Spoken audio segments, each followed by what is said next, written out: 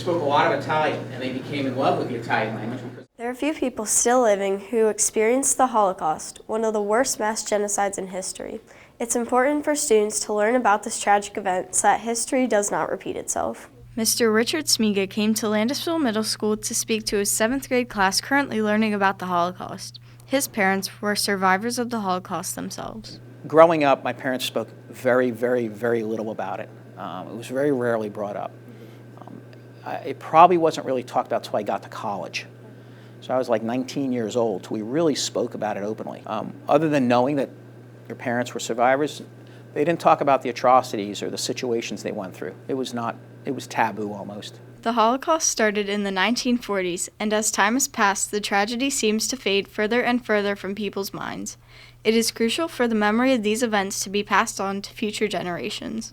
But as I got older, and probably the late 20s and onward, I became more aware, like, wow, this is something that I got to make sure I understand, because realizing that as years go on, there's not going to be anybody around to continue telling that story. So I have to fill that void for that timeline, and I'm hoping my children do the same for the next generation.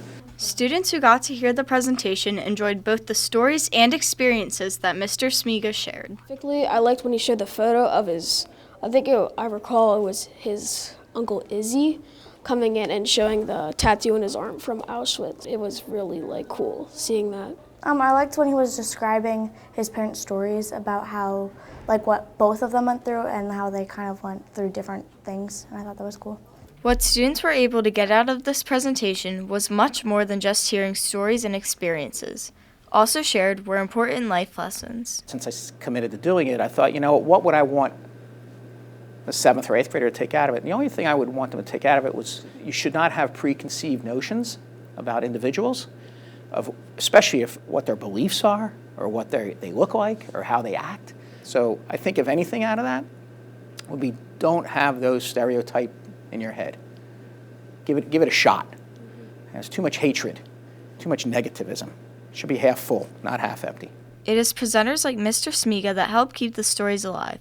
Hempfield continues to take steps such as these to better the community. From Hempfield Happenings, I'm Paige Gruber.